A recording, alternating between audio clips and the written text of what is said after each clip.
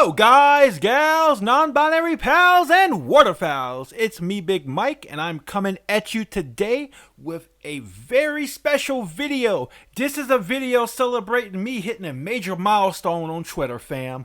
I'm at 5,000 followers. Holy hell, it has been a wild ride.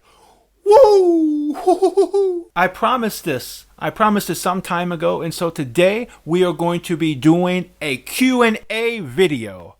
So fam, get you a nice big cup of coffee, crank that ska punk up, and let's jump straight into this. So our first question comes from my good friend Kit Rat, and she asks, favorite rodent? This is actually a fantastic question. Well, back in the day, actually, I used to raise guinea pigs. So it would probably be guinea pigs. But I only raised them very briefly. So just for like a couple months in between my sophomore and junior year in university. So me and one of my exes, we used to kind of breed them and try to sell them. But unfortunately, this came kind of towards the tail end of our relationship.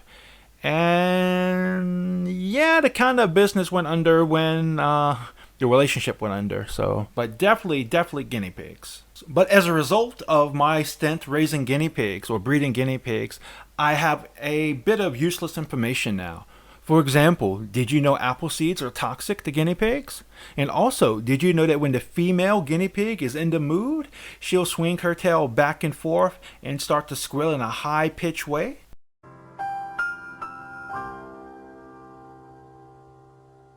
Our next question comes from Milastia. Please forgive me if I mispronounce your name. And they ask, what got you into Linux specifically? This is another great question, and this is going to require a bit of a long story, so kind of bear with me. Well, first and foremost, I have to thank my favorite YouTuber, Some Ordinary Gamers. If it wasn't for Mutahar, I probably never would have heard about Linux or Ubuntu. So as a result of his channel, I looked more into it. And I found out that you can make what's known as a live CD. Now, unlike the name, it's not an actual CD, but it's a CD image or an ISO. And what you would do is you would take and you would, using a special program called Rufus for Windows, you would take and you would write this program to a USB drive. So your computer from the boot menu would boot from this as if it was an actual CD, and you could try the operating system without actually installing it.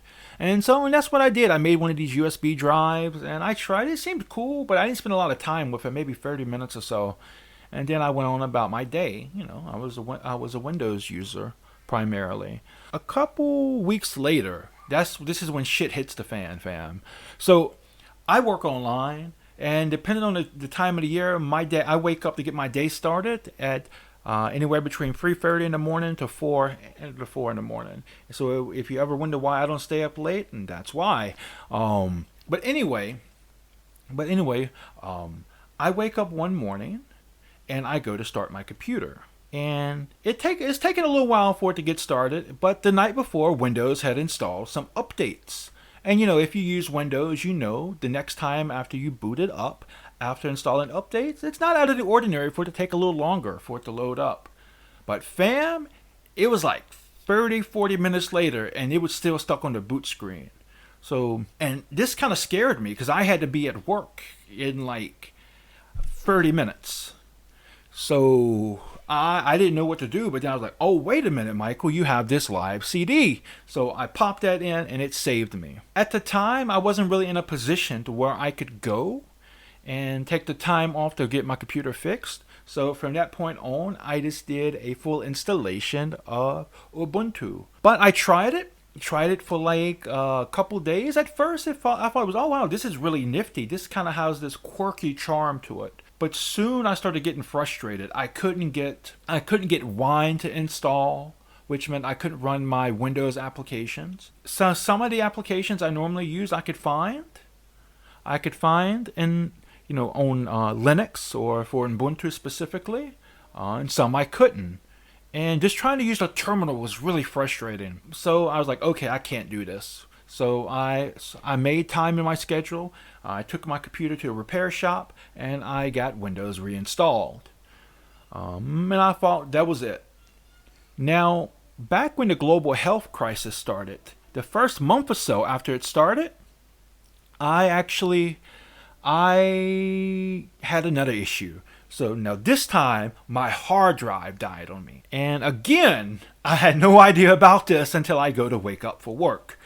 Um, Now, luckily, again, I had my USB drive, and there we go. Now this time, this go round, I actually knew what to expect. However, because of the global health crisis that was going on, I didn't want to go out and take my computer to get it fixed. I didn't want to expose myself and my family to that situation. So as a result, I ended up learning to use Ubuntu and Linux in general. And so I taught myself some of the ins and outs, and it became more comfortable. I ended up learning how to do a full install of Ubuntu onto a flash drive or USB drive. And so instead of using a live CD, I was using a full actual installation, and my experience was much better. And I was able to do that for quite a while even without a working hard drive on my computer. So that's kind of what brought me to Linux, and that's why I'm here. Now, also, it happens to line up with a lot of the things I believe in philosophically. Like I'm a huge believer in FOSS-free and open source software. I'm a huge supporter of open source. I'm a huge supporter of Creative Commons and similar things. And so this kind of syncs up rather nicely with that philosophy. Linux is not only free, it's also open source. So you're free to make your own operating system with it if you have the time, the knowledge, and the desire to do so. You can also distribute it freely. That's kind of what brought me to Linux and why I've stayed. Also, it tends to be much more secure as well. Just had to throw that out there. I wouldn't be a Linux fanboy otherwise. And our next question also comes from my friend Kitrat, and she asks, favorite color? So my two favorite colors are black and blue. Well, first off, I think I look pretty damn sexy in black.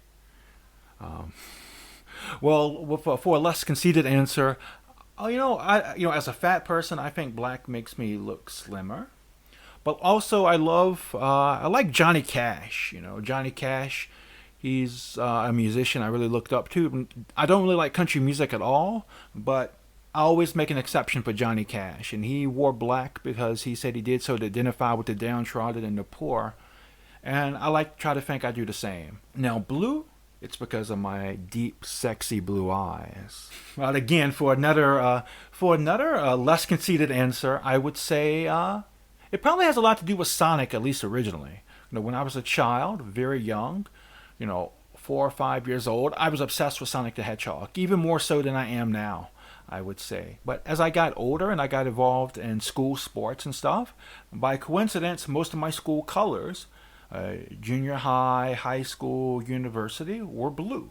So long story short, I look damn good in black. And I have some of the most handsome, deepest blue eyes you could ever be lucky enough to stare into. So next up, my good friend Honk Flap, she asks, what was it like adjusting to life in a new country and new culture? Well, one of the biggest issues has been the language barrier. I'm not fluent in the language. I've been here for 8 years and I'm still not fluent in it. So that's been a big issue. Probably the more interesting issue is just the size. Even in my home country, I'm incredibly tall. I have big feet. I used to be, more heavy than I am now. And so now trying to adjust to a country where, your average person comes up to my chest, it's had some pretty unique consequences. I'd oftentimes, hit my head when getting into or out of a car, especially the public transportation. The public transportation here, it's kind of like it's like a miniature minivan called an Uncut. And so when I first came here, I had to use that on a daily basis almost. So it was challenging at first because of my huge size. But probably the biggest issue was just getting adjusted to, different culture. Back in the United States, for example, if you're hanging out with a group of friends and it's time for you to go, are you ready to go? You can just say bye to all of them at one time, and that's cool. However, here you should tell each one individually, like, I'm sorry, I have to go home first. Mahan maaf, saya pulang dulu. But in the end, that's kind of what I wanted. I was at a point in my life where I was really bored. I had been in the United States for 26 years, well, my entire life up until that point. I wanted something new. I wanted to experience culture shock. I wanted something that would be so different it was alien to me. I wanted a different world. And that's what I found. Now, some other things that are worth mentioning here is spicy food. The spicy food is a very big part of the culture here. And I didn't really like spicy food at first, but it's something that over time it slowly warmed up to me. So just to kind of give you a comparison about the difference between how spicy food is viewed here as opposed to how it's viewed back in the United States. In most places in the United States, if you go to a restaurant, if you want spicy food, unless it's specifically spicy on the menu, you're probably gonna have to order it specially spicy or ask the cook to make it spicy. Here, it's kind of the exact opposite. If you do not want something spicy, you're probably going to have to ask to either make sure it's not spicy or to ask if they can cook it not spicy. And probably one more thing I could probably mention here is that, not only was this my first time out on my own, it was also my first time, out of the country. I was 15,000 miles away from my family, away from my friends. Nobody I've ever known, had ever been in this part of the world before. So I was kind of out on my own. But fortunately, I had made some good friends here, beforehand that I never personally had met. But, I felt like they were good people and I had met online beforehand. And here we are. Fortunately for them, they helped me. They helped me find a place to stay, helped show me how to, get food and stuff. And taught me a little Indonesian here and there. They tried to teach me a lot, but that's more on me.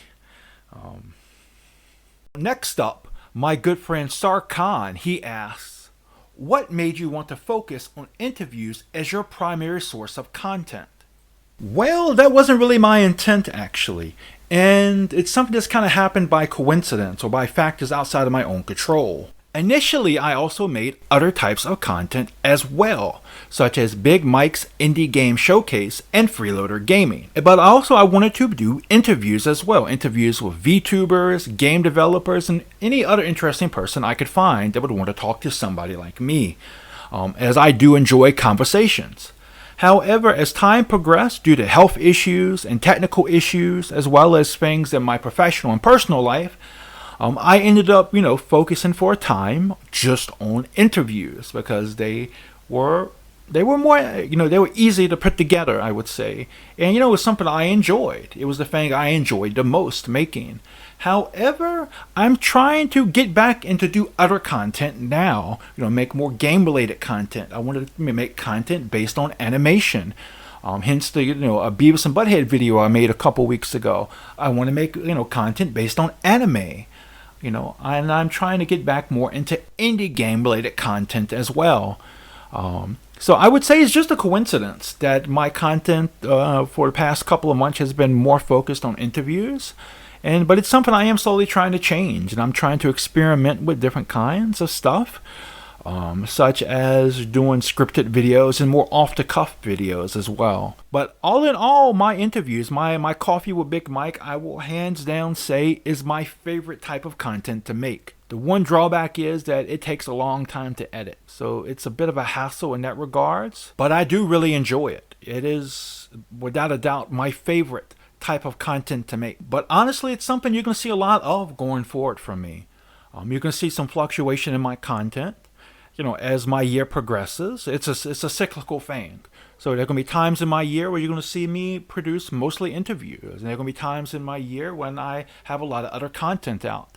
It just depends on all the other stuff I have going on in my life. Sarkhan also asks, do you think there should be a Demogorgon, I probably butchered the hell out of that, a Demogorgon fleshlight option? Now, I'm someone, I collect a lot of images of really weird fleshlights.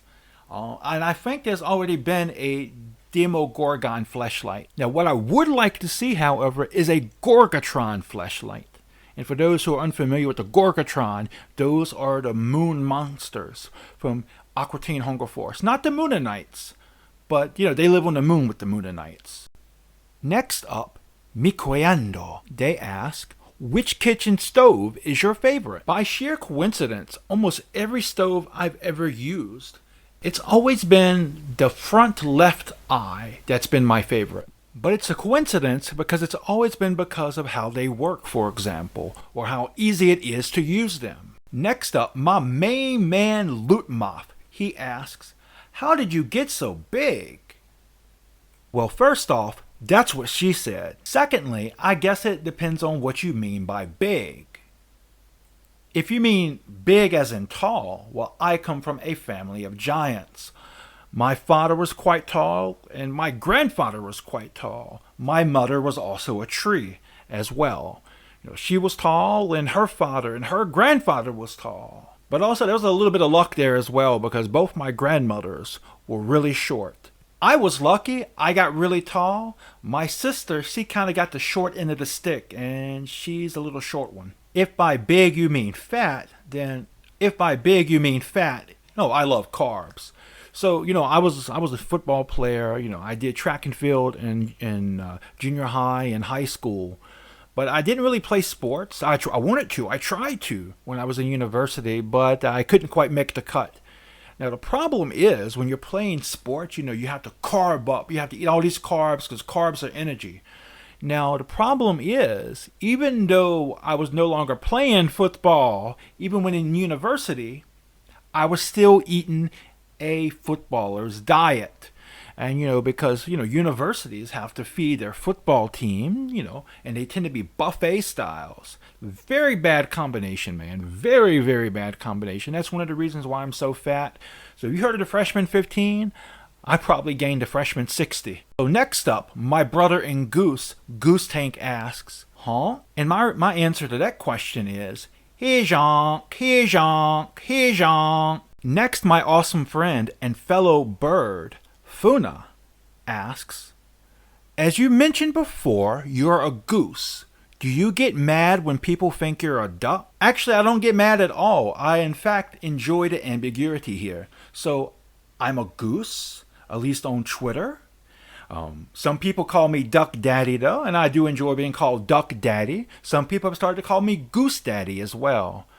On my content creation profiles in YouTube and on Twitch, I'm actually just a person. So is Big Mike a goose, a Duck Daddy, or a ska punk anime guy? Who knows? I like to think it's a good metaphor for my life, though.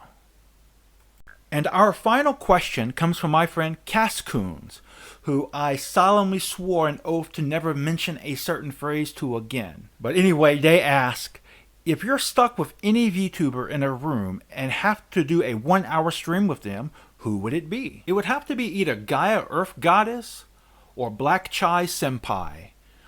Both very, very beautiful. We have very similar interests, but also they're very intelligent. Very, very intelligent. I feel like I could have a very good, very lengthy intellectual conversation with them. Also, if I'm definitely talking about literature, I would definitely have to give it to Black Chai. However, if it's geology or anything science related, I think Gaia would be a great person to sit down and talk to. So it's kind of a toss-up. I know it's kind of a cop-out, but those two are my favorite VTubers. So I would have to say it's one of them. And that's going to do it. Thank you, lovely guys, gals, non-binary pals, and waterfowls for getting me to 5,000. I'm not sure what I've done to merit all of this, but I do appreciate it. I love each and every one of you. It means the world to me. And thank you all so much for asking me these many wonderful questions. And so we're going to end it here, fam. All right, guys, gals, non-binary pals, and waterfowls. That's going to do it for this video. I want to give a special thanks to Fran, who does a wonderful job doing my art. A special thanks to all of my friends on Twitter. I wouldn't be here without you all. And most importantly, a special thank you to all of you for watching. Please like this video if you liked it. Dislike it if you dislike it. Feel free to comment below and let me know what you think. And if you like my content, please subscribe and turn your notifications on. Until next time, fam, remember, just be yourself and you'll be awesome. Peace out!